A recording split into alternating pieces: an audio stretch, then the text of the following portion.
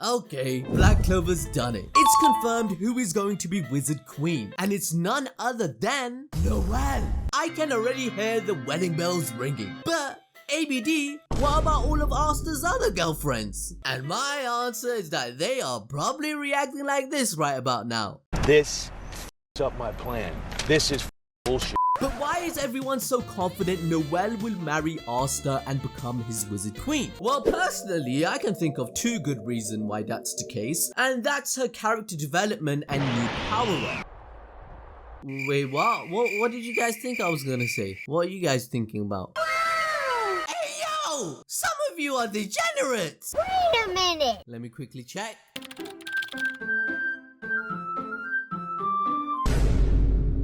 Oh, never mind, Yeah, it's boy. valid. Oh, we can't be serious right now. Yo, cut the tape, cut the recording. However, more importantly, chapter 359 revealed the sea god Leviathan and Noelle's brand new transformation that comes with it. The fight of the Silver family begins with Noelle being no-diffed by his mother off screen. What?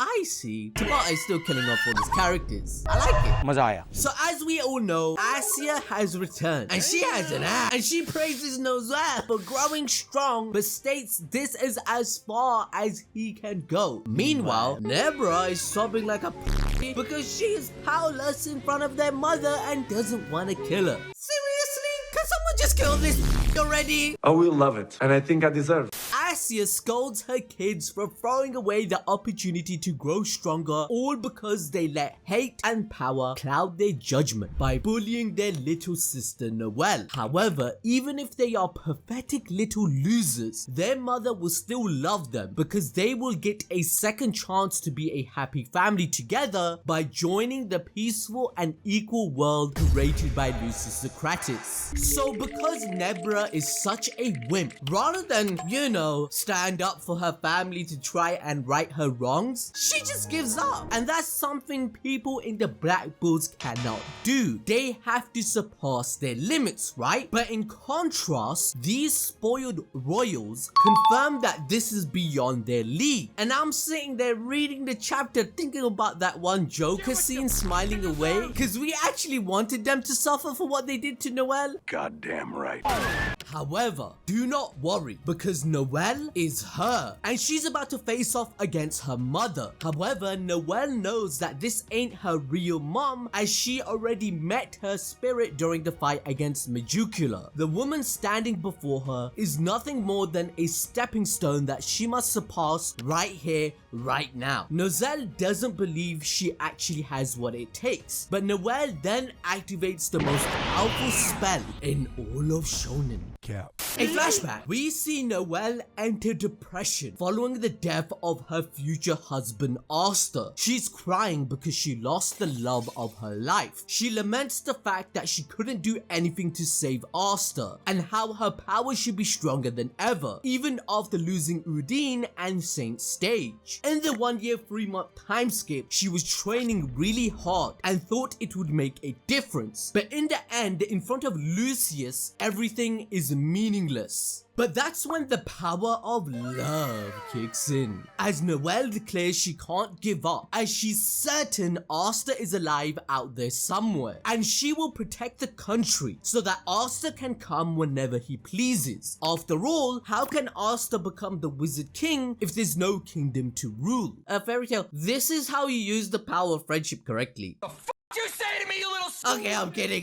Please don't kill me in the comments. It was a joke! I'm joking. I love both series. Liar. So now we move on to the fact that Noelle's #1 driving force throughout the story of Black Clover is her admiration for Asta. However, as the story has progressed, this admiration for him has slowly transitioned into love. When she first joined the Black Bulls, it was Asta who helped her feel comfortable with who she is. This was massive for her character development, as it was the first time she viewed herself as Noelle Silver rather than trying to solely live up to the distorted views her siblings had for her. From here, Asta rubbed off on Noelle. What did he say? No, Get your mind out of the gutter. Not like that. What I mean is that Asta inspired Noelle to help others feel good about who they are too, as seen in chapter 103, when during their date, Asta noticed a little girl crying in a crowd of people. He heard what they were saying, ridiculing her because she was a commoner, and instantly he felt sorry. But before he could do anything to help the little girl, Noelle had already taken the initiative and went to comfort the child. She said, "That's right, I'm a royal. We're said to have the best magic in the country, and for that very reason, we should extend a helping hand to everyone." Speaking like a true wizard queen, because this line of thinking truly was meant for everyone, and she even protected her dumbass siblings when she unlocked her Valkyrie dress. Her unlocking a spell in this manner confirmed the effect Asta had on her, and it was pure and everlasting, as she doesn't discriminate on who deserves to be protected or let personal feelings get in the way of her beliefs. She could have easily left her horrible siblings to perish as revenge for treating her so terribly wrong growing up. However, her unselfish desire to protect them gifted her with a brand new spell. Instead of letting hate or prejudice cloud her judgment like it did to Nebra, as seen in this very chapter 359, Noelle was able to grow stronger. This is why her mother compliments her greatly in this chapter. Asta's influence on Noelle was even visible from chapter 301, when she was facing Magicula. All hope looked lost for her back then, but it was of course the goat who helped her in her time of need. Seriously, if this guy doesn't have enough merit to become the Wizard King yet, we're gonna need a recount. Because unlike Frodolion, yeah, I'm talking about you, mate, you're a fraud. Because remember, this dude is a clown because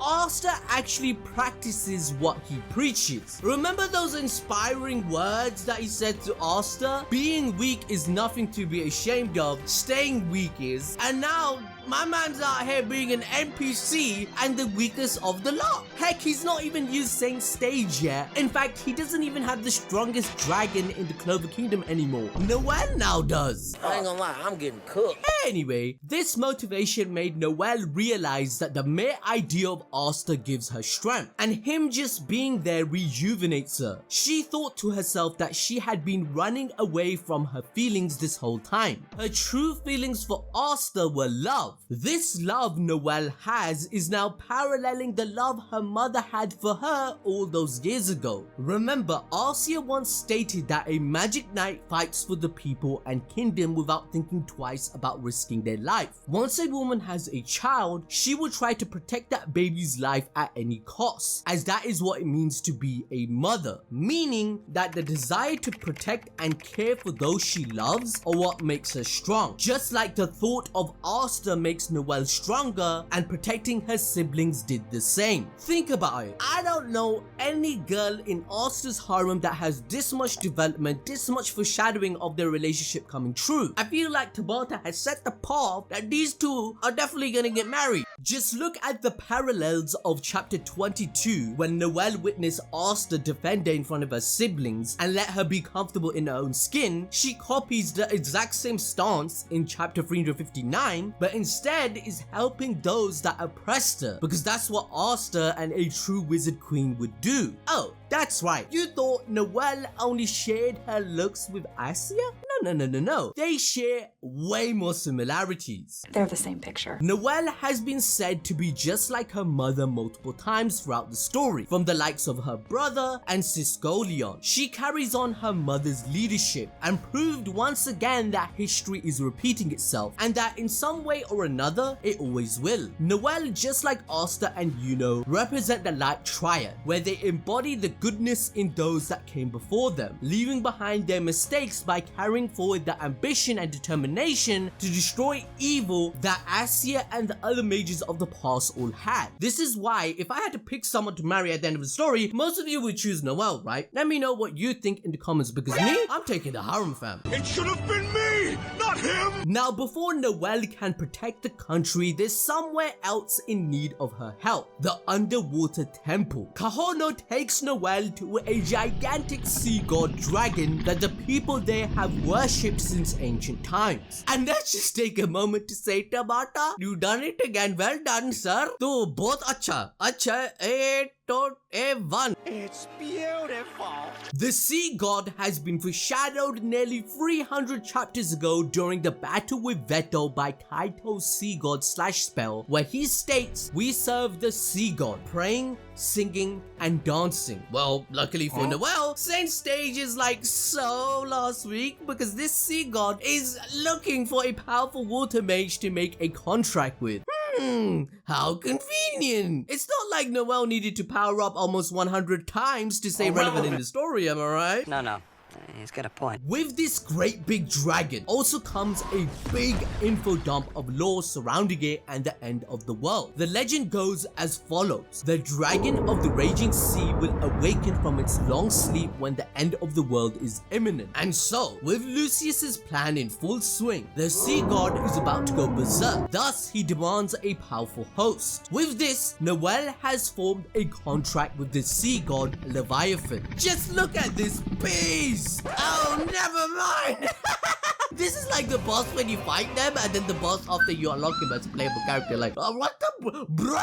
What the hell is even that? Now, I'm gonna be honest right now with the community. From a writing perspective, I can't help but feel that this is extremely convenient. If we had known more about the sea god's legend 300 chapters ago, when we first learned of its existence, it would have foreshadowed this event 10 times better. Because right now, it does just feel like Noelle has been given a new power-up quite easily. And this is what causes the problem for readers not believing there are a lot of stakes in the series, since the solution is always only one step away. Opinions aside, the fact that the Leviathan has deemed Noelle powerful enough to form a contract puts into perspective how strong she has become. At this point, she wipes the floor with any of her other siblings. She is one of the strongest water mages in all of history based on the fact that the sea god chose her. And seriously, who's gonna dispute that? Noelle's spirit dive alone grants her enough power to overwhelm Varnica using 100% of Majukula's devil power. She achieved what her mother could not by defeating her. Remember, that's how her mother died. Acier Silver at the time was a candidate already to be Wizard Queen, but by now, Noelle has far surpassed her several times over. That's why Lucius's buff of making them paladins is so important for the story for it to make sense and power scale correctly. Even after Majukula began to take shape in the real world, she was startled about how strong Noelle had become once she unlocked her final Saint Stage powers. And by the laws of basic power scaling in Shonen, this new Valkyrie dress dragon form will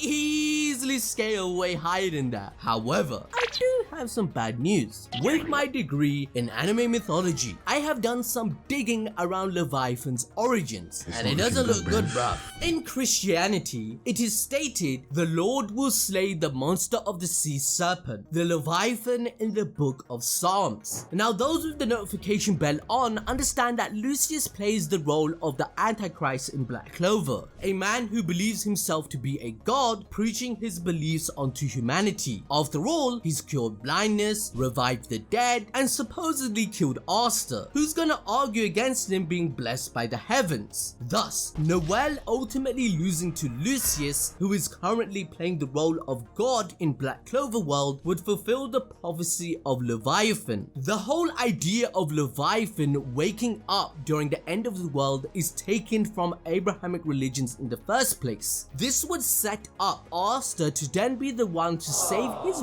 wifey and confirm his place as the real wizard Jesus, as it is stated in Abrahamic religions, which Tabata is inspired from. Someday, Jesus will return to defeat the Antichrist and bring peace to the world. I mean, this could be the moment that Noelle confesses her love for him, you know what I'm saying? And this all connects back to Sister Lily's wish that she made to God for years, to bring about change in the world and fix everything for the better. And then here comes Asta coincidentally pulling it all off with the Light Triad. However, there's one more fight that's going on right now that will blow your mind. So if you want to experience more peak fiction, go watch this video about Satoru Gojo vs Sukuna, as it has just begun.